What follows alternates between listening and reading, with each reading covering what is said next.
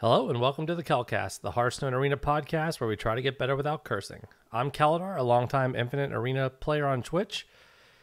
Joining me as my co-host is another Infinite player, Kel. Remember, if you want to find us on social media, you can search Keldar on Twitch, YouTube, or Twitter. That's Keludar. Or you can search the Kelcast. You can Google the Kelcast to find. You can listen to the podcast on any website that you'd like to. So, Kel, what are we going to talk about this week? Well, today we're going to review or go back to one of our oldest segments we've ever done, the old school overrated, underrated. We've got some cards that people love and some cards that people hate or just don't understand well enough. And we're going to talk about why they're better than you think or worse than you think. We used to start. When did we first do this segment? Was that like in 2016? Yeah, so back real far. We've actually done this. People don't maybe not realize this, that we sort of did a talk show segment for my stream twice. We called it the Kel Kel Show. We've now changed it to the Kelcast, but we used to do this segment pretty often, and it was really fun. We just honestly, we've had so many guests and so many other segments that we've wanted to try that we just really haven't. Frankly, we just haven't had time to fit this in. But this is actually one of my favorite type of segments to do. So I'm really excited about this one. Me too. And so I mean, with that, let's just like get right into it because I'm going to bring up the cards and I want to know what your opinions of them are. Sure. So the first card that we're going to talk about is Runic Carvings. And would you call Runic Carvings, that's the 6-mana Druid spell or Druid Shaman spell that produces 4 2/2 Trance, and if you want them to have Rush, you get Overloaded too. Do you think that's an overrated or underrated card, Kel? It's a little bit of a complex answer, but generally I think that it is actually overrated. I think the card, the thing with right now with all of the Rush minions, my argument for the meta right now is that the only way this card is in terms of like really solid like value is if you play it with basically you drop the minions and you don't rush them because then you're not overloaded. I would say that right now overloading on turn 6, which is generally when this card is the best, is actually really can sometimes be pretty detrimental. Not being able to drop something on 7, and if you play this on 7, not being able to drop something on 8 or whatever is, not being able to drop your Proto Drake or a big taunt can sometimes actually be pretty problematic. So I do think it's not to say that this card is not very good and very solid. I just think that the general view of this card is way better than it actually is. So that's my opinion. I think that it's particularly less valuable in the two classes in which it's in, because both Shaman and Druid want to overload the board. Sorry, overload's the wrong word. Want to produce a large number of minions on the board. So the only time Runic Carvings is good is when you're behind on the board because you don't have enough. You actually have enough board space to produce all 4. On top of that, 8 mana to produce 4 2/2s is just not what you want to do. Even though they have Rush, it's about right at that cost, right? Like 8 mana for 4 2/2 rushes. That's probably kind of where I'd expect it. But at that point, I'd rather just have an AOE spell like Lightning Storm or any of the current Shaman options. Or in Druid, I'd rather just have Druid of the Plains or something like that. Something else that allows me to get a bigger advantage for the mana I'm spending. So while I do understand that Runic Carvings has a spot and it's flexible enough to allow you to have multiple results or, kill off 2 things, keep a 2/2 alive, I just don't think it quite lives up to the mana cost that's associated with it. Yeah. One of the things with overload cards is oftentimes we view their cost as that initial cost and forget to calculate that secondary 2 mana or 1 mana that goes off on the next turn. And I think that's why Runic Carvings is so highly considered by most players, when in fact it does cost 8. It does not cost 6 most of the time. So that's my thoughts. Yeah, you really just don't play this card. I almost never play this card as just the stats. Because usually, even if you were going to play it for stats, it's better to just drop some other minions and wait to use the rush because that's where it's actually valuable. The other problem with the card is that its cost does not really allow you to typically buff it on the same turn you play it. So like the big buff right now is obviously, now my brain went blank. +1/+3 to all your minions. Yeah. So the Pride's Fury and also the Arbor Up. That was the Arbor Up is what I was thinking of. So you can't play that on the same turn. And now the counter argument to this card slightly is that Druid basically has almost literally no removal right now. So, but I will admit that like basically I've looked at decks when I've been looking to draft this card, and if I can find something like a Rusted Raider, if I can put myself in a position where I don't have to play this card, it's better than playing the card. So that maybe tells you that it's not quite as good as as people think. So I just want to I would tell people when you're drafting this, be aware of what the downside is so that you know when you should not draft it. Because I think that's it's we kind of go back to that it's never always principle. And that's kind of it's just being aware of its downside is better, because there are times where it's great to draft it. It definitely will do good things. But we're just saying that we think it's not a a little bad overrated. card. Right. Yeah, it's not a bad card. I still like runic carvings. I'll put it in my deck most of the time, but I often will take a different card over it in the draft itself. So unless it's up against against bad cards, I will frequently take like a Sunwell Initiate, or I don't know. That's a bad example, but cards that are slightly above average over runic carvings. I view it more towards the average card than a bomb that you want to put in your deck. Yeah. Okay, well, let's get into a class that nobody plays except apparently me and like 2 other people. Hunter. Sure. And we kind of discussed this. I don't remember if it was last week or the week before, but Jewel of N'Zoth. That's the 8-mana spell that resurrects 3 random Death Rattle minions that have died this game. What do you think about that card? So, we're gonna go. We wanted to bring this card up to kind of reiterate a point that we already brought up in previous episodes, but it is very important when you're drafting right now to realize that epic cards are as common as common cards. So typically, like, some of these epic cards are very like deck dependent, whether they're good. We talked about guardian animals, and actually I kind of want to throw that into the mix here because I think it's similar in terms of the being it underrated. And it's for the same reason I brought up last week. Like, you would normally look at this card as like, oh, like, you know, if I see this early on, like, I can't really make this a strategy because I don't know if I'm going to get the things to make it work.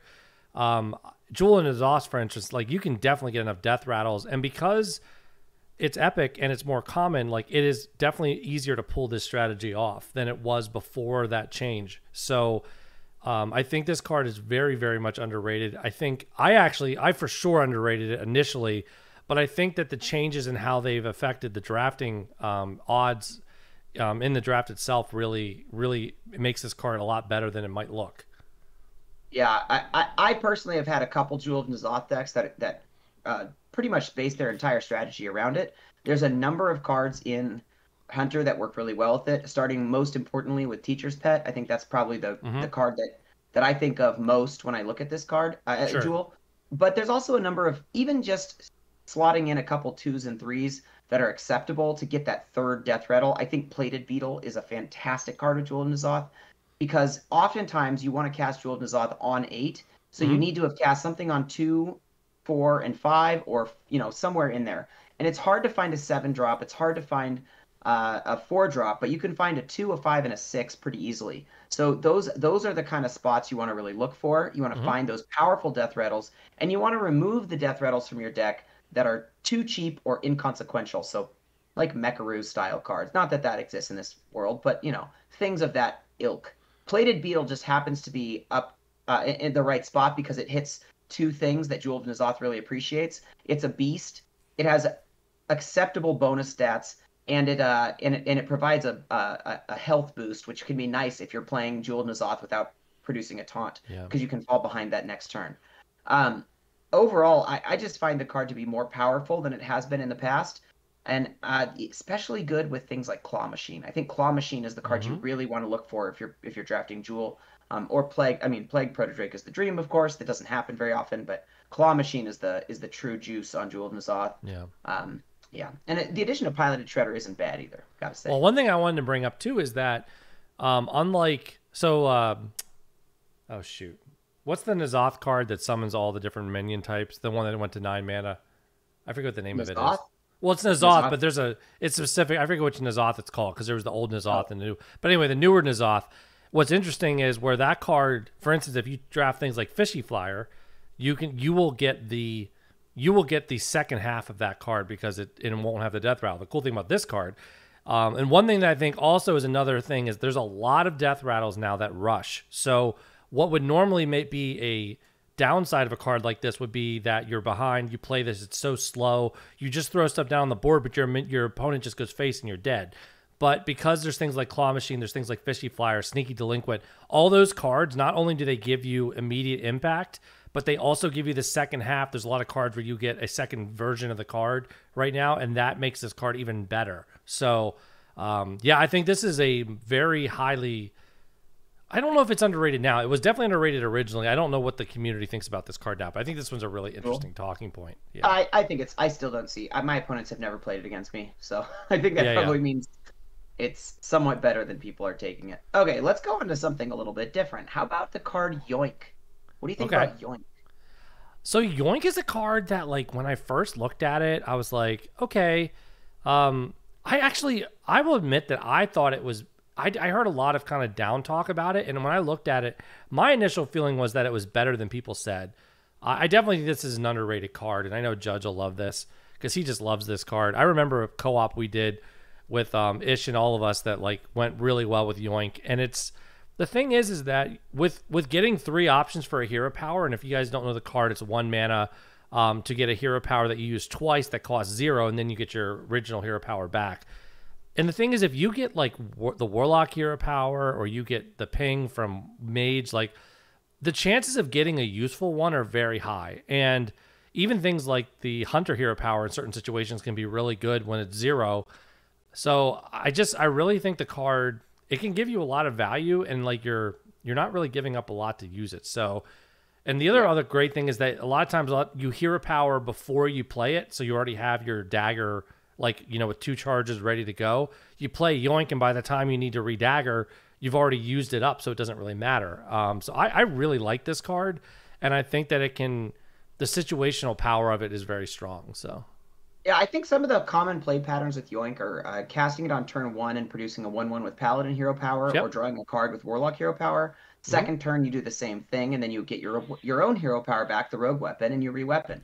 So you can, with just 1 mana, you can produce, with just 3 mana over the course of the first 2 turns, you can basically cast Lost in the Jungle and produce your weapon. So I don't know. It seems it can be frustrating when you cast Yoink and you hit Priest hero power, Warrior hero power, and Hunter hero power, and you just don't know how you're gonna ever get out of that game. But I don't even know what the chances of that are. It's very, very low, and you can even, if you're so scared of that, you can even delay that Yoink until a point where one of those will be valuable. Much better card than it's considered, for sure. And I think I used to be scared of wand makering in Rogue because of Yoink, and I just realized that is wrong. I'm happy to cast wand maker into a Yoink now. Okay, let's keep moving on to something a little different. How about, this is one that I only experienced because of Wand Maker. Focused Will. What do you think about Focused Will? That's the priest spell. That's 1 mana, silence a minion, and give it +3 health. I think that was another card that when I first saw it, I definitely kind of threw it to the wayside. Another, in my opinion, a very underrated card, because silence is always a card in Arena that, or a mechanic in Arena that has tons and tons of utility. And you can use it on your own minions when you have, like, the 4 mana 5/7 that deals 5 to your face. You can, for the Dark Spear. You can also use it obviously to get through taunts. And normally as priest that's not as important, but it still can finish games. It's just one of those cards that has a lot of utility. You can use it on the poisons. There's lots of poisons out there right now. So if they play like a Stoneskin Basilisk or a Scorpid, and like, you don't really give a crap about giving them the extra health if it protects your minion for 1.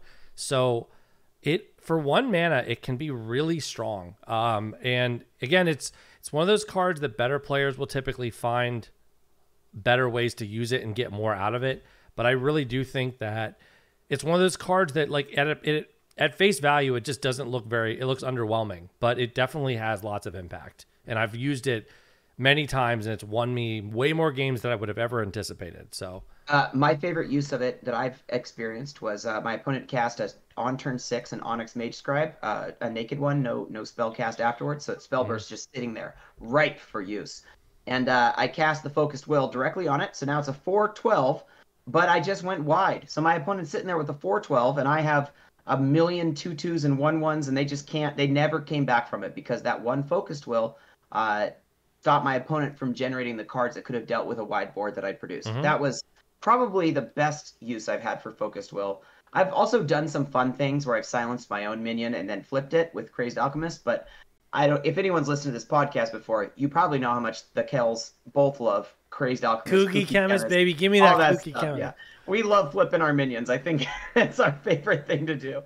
So I've had some success with that as well, but that's a pretty, niche case there.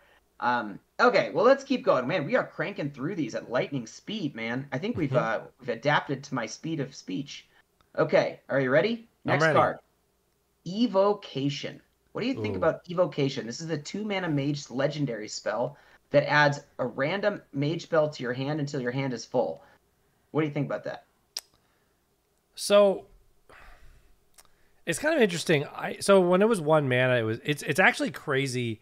I didn't think the 1 mana would matter as much as it has. It really Hmm.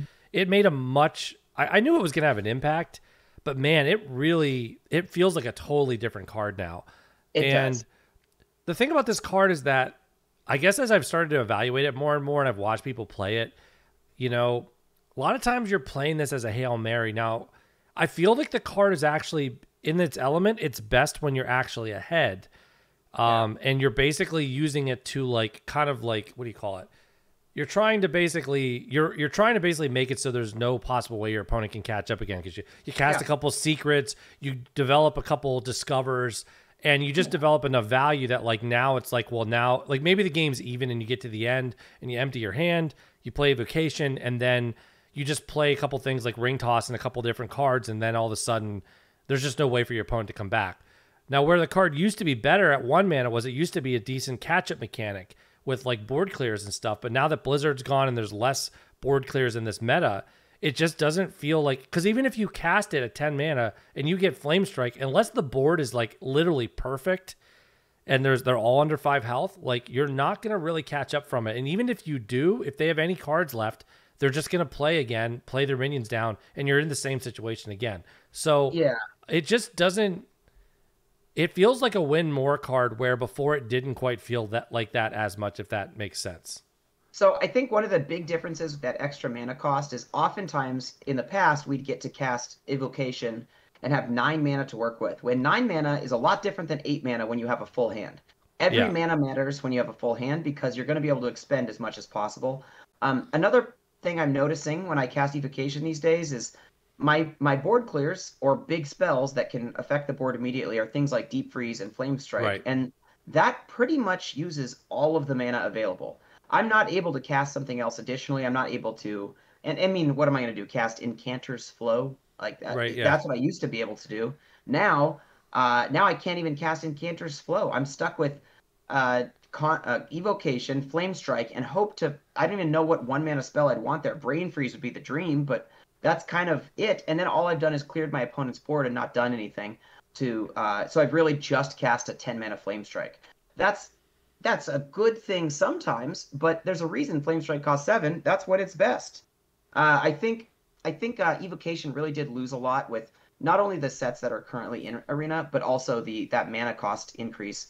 Really, it makes the card quite a bit overrated. I really do find I think my most common play pattern is Evocation, cast Deep Freeze, and that's the end of my Yeah. turn. And the other thing is like you're praying to God that you get like offered a magic trick in that, so that like that one Hmm. random mana that's really awkward that you at least get something out of it. Because that's the like you kind of mentioned this, but it ends up being that there's just always you're always floating mana to cast what you want, which is Yeah, just this is a card where to get ahead or catch up, you need to utilize all of it. And it's just every not, there's just point. not as much there, obviously, at 2 mana. So I definitely think it's a card that, based on, in a sense, recency bias, where people just blew people out with the card before.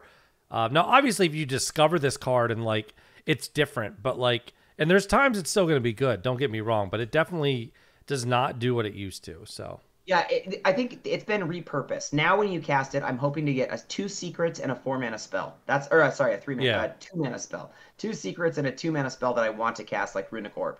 So that's the dream at this point, which is good, but only again, like Kel said, if you're ahead. And it's easy to find a situation where you have evocation, you're looking for that board clear, and you just don't hit the flame strike, and that's the end of the game. yeah. All right, this is our last one. Oh, Overrated, cool. underrated. Our last overrated, underrated of the week. Okay, And I I'm ready. think I think it's both of our favorites because it's a card that's existed in Hearthstone Arena since the dawn of time, and it has always had the exact same stats. It's never changed, but it is a way different card now than it ever has been before. That's true. Faceless Manipulator. 5 mana, 3/3, Battle Cry, become a copy of any minion. What do you think about that card? You know, I can only give the story of it must have been. I don't maybe 3 months ago at the beginning of the Barons meta, randomly like a faceless just kind of ended up being the right card, like the best card in my pack. And I'm not saying that I didn't like it, but it's not like a card I was always looking to take. But it just ended up in that run. I remember that it just was there, and it blew my mind how consistently something was on the board that by spending 5 mana to copy it, it like either saved me from losing the game and made it even, or just won me the game. You know, because you see things like Colossus and Protodrakes and Smugs. There's so many good death rattles, and there's so many other, and there's also lots of people with priests like doing, you know, Psyche Split. There's so many ways that like copying what they're doing, like basically negates the value that they're getting. And it neutralizes the game a lot of times. And I guess in the past, there just wasn't, like when you originally, back in Classic, right, or like earlier on in Hearthstone, you know, when you were just copying stats, the card wasn't, it was okay, but it wasn't, you might have been saving like 2 mana to make a 7/7 or an 8/8 or something like that. Maybe. If you were lucky. Right. If you were lucky and you didn't have to be forced to play it earlier. But now, like, it's much easier for cards to sit in your hand at this point. So situational cards are just better than they used to be, because card advantage, it's not as much a card advantage thing as it used to be, where like if you don't play this on as tempo, like you lose. So like you just have other cards that you can mess around with until the situation becomes a maximum like win point. And it's like, oh, he just played his Protodrake and like buffed it, or like he just played his Marsh Hydra or whatever. And it's like, I don't have any answer, but now I have this. So it's just it's a very, with all the Russian stuff, like there's so many different things than there used to be. So now it's really good. Yeah, I think the two biggest things that changed with for Faceless Manipulator to be so good at, like it is right now, number one, Rush. Rush is a huge Rush deal. is huge. Specifically Marsh Hydra and I don't know, Claw Machine, because I've actually had a lot more opponents leave their Claw Machines up lately than I have in the past. Yep, for sure. And but even more importantly than that, we used to get cards like War Golem and Force Take Max at our 7 and 8 mana slots. Yeah. Those cards just aren't good, and they never were good. They weren't good in the era that they were existing.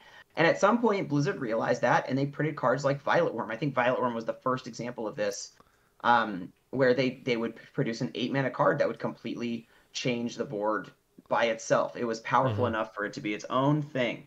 So I think cards like that existing, like Violet Worm, like what's another good example of that? Can you think of one off the top Curse of your head? Vagrant's great.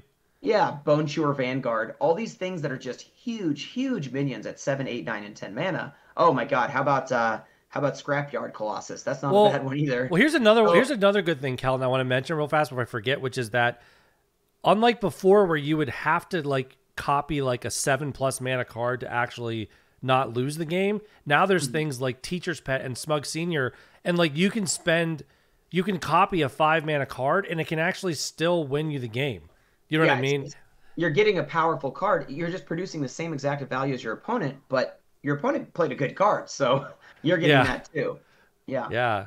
And Fishy Flyer, like I've copied Fishy Flyers before that like stuck. I mean, and the thing is sometimes like, sure, it's not the most value you're going to get out of it, but it keeps you in the game and it gives you value back so that like you can get to later in the game. And it's amazing how different it feels now. Like I look at it as a fairly, I wouldn't say it's like top notch, but I view it as a pretty premium card right now. Like when I see it in a bucket, you know, I've drafted Faceless over things like, I think I've drafted over things like Rusty Raider. I'm not saying like, I'm just trying to give you examples of certain decks where I had a slow deck and I'm like, well, this card's actually pretty good right now, you know?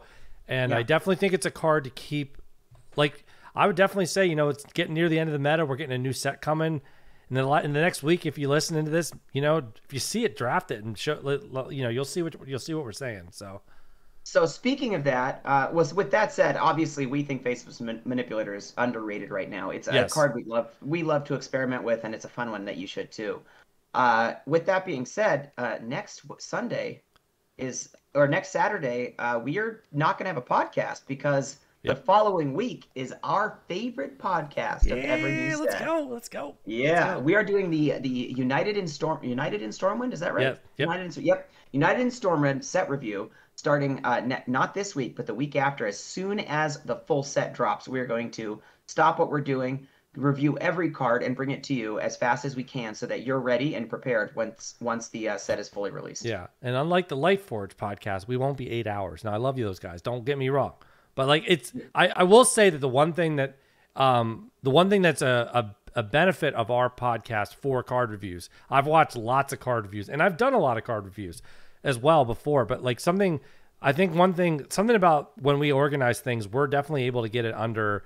We did it in 2.5 hours was our first card review. And like, I don't know if you can really do it much faster than that, but I think that's a good tempo because we cover the cards, we talk about what they're good, and there's certain cards that just don't really matter. So we just kind of skip through those. But the ones that matter listen to us. You can still listen to us on 1.5 speed and think about how fast you're getting your cards reviewed at that point.